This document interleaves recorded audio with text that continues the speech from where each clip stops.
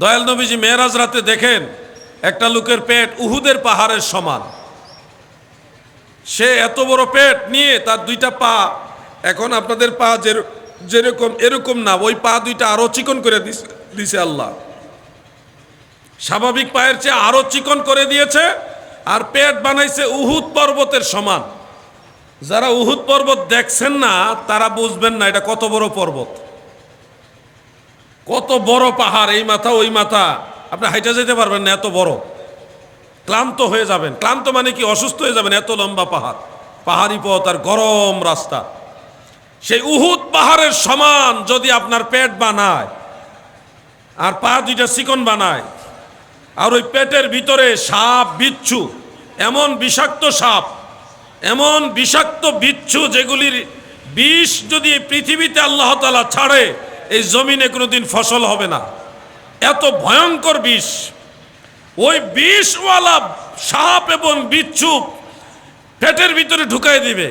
কোন পেটে? উহুদ পাহাড়ের সমান পেট, ওই পেটের ভিতরে ঢুকাবে অসংখ্য সাপ বিচ্ছু, বিষাক্ত দাঁত দিয়ে আপনাকে কামড়াবে। বিষের যন্ত্রণায় ছটফট করে আপনি কাঁদবেন, চিৎকার করবেন, এত বড় পেট নিয়ে নড়াচড়া করতে পারবেন না। এরকম একটা দৃশ্য নবীজি জাহান্নামের ভিতরে দেখে জিবরিল আমিনকে প্রশ্ন করলেন, ও ভাই জিবরিল, এই লোককে, তার এত কষ্ট হচ্ছে কেন, সেইভাবে কাঁদছে কেন? নবীজি তো জানেনি, উম্মতকে শিখাইবার জন্য এই প্রেক্ষাপট। জিবরিল আমিন বলে, নবী গো, আপনার উম্মতের মধ্যে যারা সুদ খাবে, ঘুষ খাবে, তাদের জন্য এই আযাব আমার আল্লাহ তৈরি করে রেখেছে।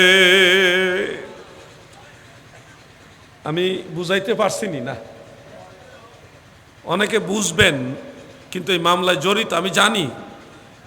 আপনি আল্লাহর কাছে মাপ চান, তাড়াতাড়ি করে ক্ষমা চান, অন্যথায় আমার মতো আপনার মতো বহু বীর বাহাদুর এই মাটির নিচে চলে গেছে। যারা একবার চলে গেছে আর আসতে পারে নাই, আপনিও পারবেন না। এই দুনিয়াটা এমন একটা জায়গা, বহু মানুষ আসছে আর গেছে, কেউ থাকতে পারে নাই। চাঁদপুরের একজন আলেম, তিনি একটা ছন্দ বলে আমার খুব ভালো লাগে। তিনি বলেন, এই দুনিয়া মুসাফির খানা, অমন তুমি জানো না। এই দুনিয়া মুসাফির খানা, অমন তুমি জানো না।